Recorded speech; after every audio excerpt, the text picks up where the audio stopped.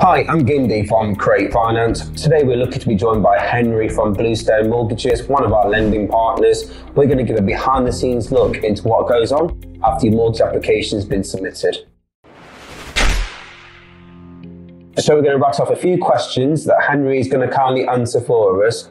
Firstly, Henry, why would a client use Bluestone Mortgages? So a client would use Bluestone Mortgages if they're struggling to get a mortgage on the high street, they've got maybe a more complex adverse or income. The high street might not be looking at them for their mortgage, so they'll come to a lender like us. Excellent. And apart from the complex credit, is there any other reasons why a client might use Bluestone Mortgages? Yeah, they might have different types of income, so they might have only been trading for 1 year as a self-employed worker, or they might be a day rate contractor who's moving between contracts. Something of that nature would make someone come to Bluestone. So, as the mortgage brokerage, we submit the mortgage application to Bluestone.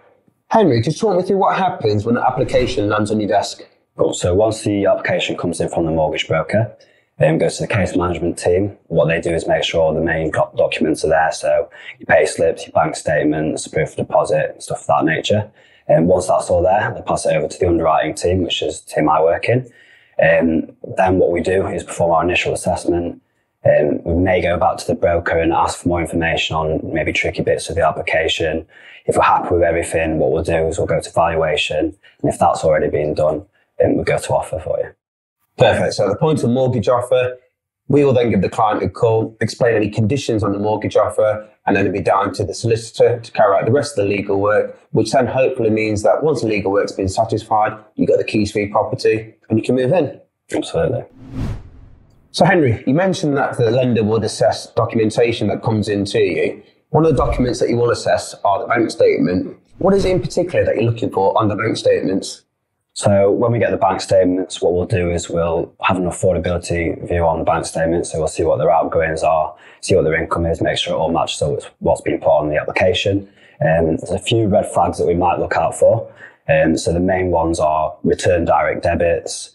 You've got to think if someone's struggling to pay their phone bill, utility bill, how they're going to pay a mortgage as well. Understandable. Excessive gambling's one as well.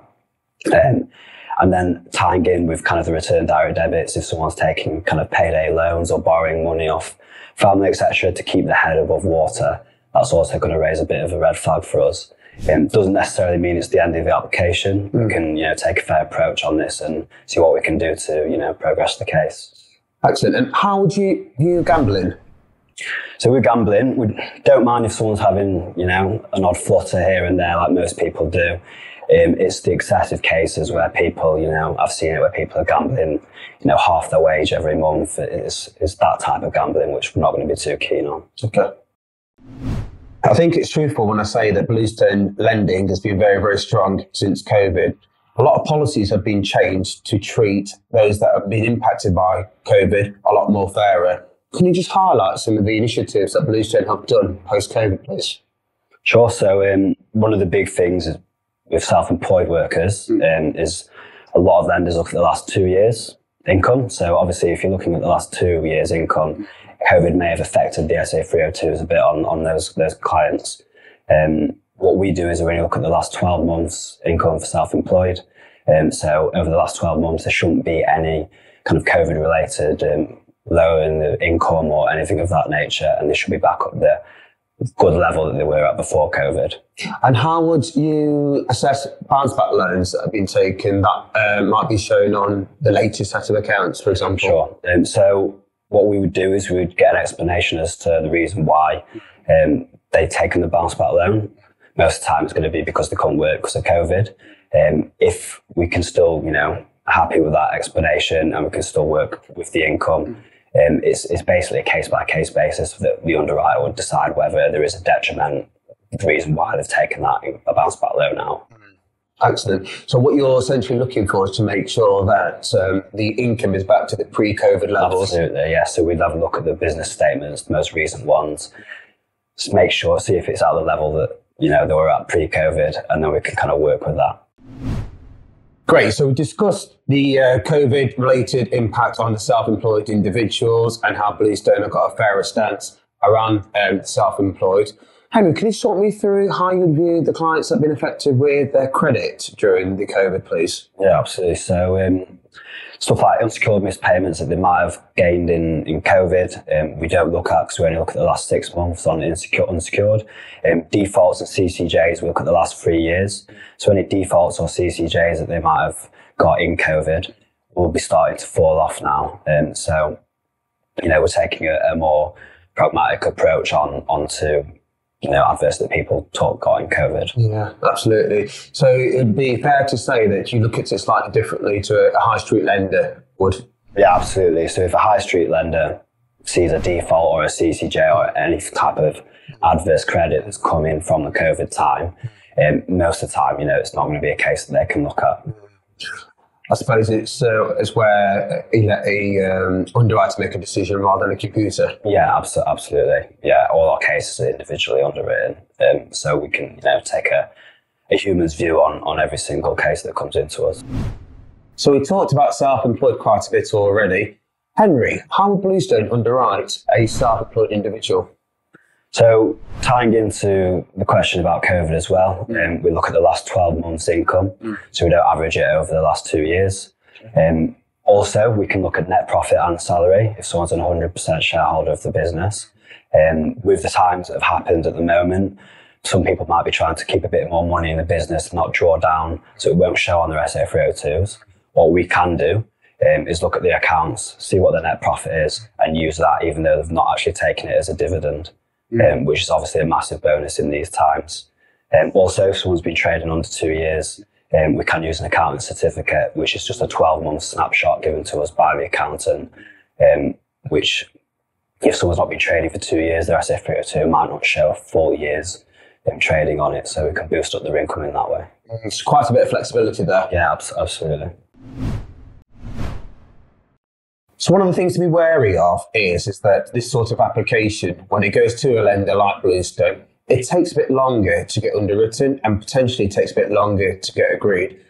Henry, why is that? Each case is looked at individually, manually. A lot of the high street cases are a lot less complex, so they can get computers to automate underwriting, and a lot of the time it's just someone kind of checking it over at the end and ticking it off. With our cases being more complex, there's a lot more that has to go into an underwriting process, a lot more questions that have to be asked, and this just means that the time takes usually a bit longer than the high street.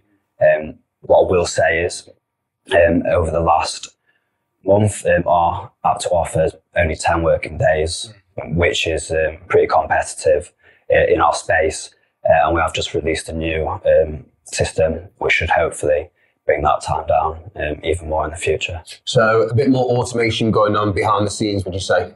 Yeah, we're starting to automate certain bits which maybe you don't need someone to look over, but the main bulk of the underwriting is still going to be done by obviously a person. Great. So hopefully you'd like to think that although it takes a bit longer for a case to get underwritten, you're reaching the right outcome at the end. Absolutely, yeah. We're looking for a reason to lend, so we're not looking for a reason to decline the application. So that's why we have the extra time going into it. That's a great approach to have. Henry, you've covered off quite a bit there about Bluestone and you've highlighted a few positives there at the same time.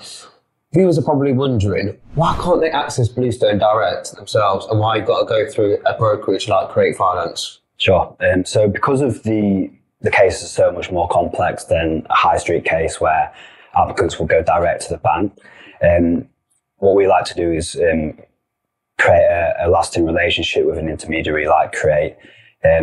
We've been working with them for quite a while. They know exactly what we want in certain aspects of the underwriting process. They'll do a lot of the legwork for the actual applicant, and it just helps get the case through to offer a lot quicker with less hiccups, really. So would you agree that we almost got a job to pre-underwrite the case before it actually sits with an underwriter like yourself? Yeah, absolutely. Just because you've been working with us for that long, you know our criteria, you know what we look for in a case. Half the job's kind of already done once it's been submitted. If that was the applicant doing it, they wouldn't have that pre-knowledge of how we work cases, and it would take a lot longer probably. Absolutely, yeah. Henry, thank you for the information that you provided so far. It's been ever so valuable, and I know our viewers will find it valuable as well. What message would you give for our viewers who are thinking about getting a mortgage, but potentially thinking they may not be able to get a mortgage? What I would say is speak for mortgage brokers like Create. You may think that you've got no chance because you've been rejected by a high street bank, but there's a lot of lenders out there like ourselves that take a view on your situations like yours, and it's always just worth a go because there's a high chance we might be able to help you out. Henry, thank you very much for the insight that you provided from a lending point of view today. So there you go, a behind the scenes look into the underwriting process from a lender's point of view. If you find this video helpful, please give us a like. Thank you very much for watching.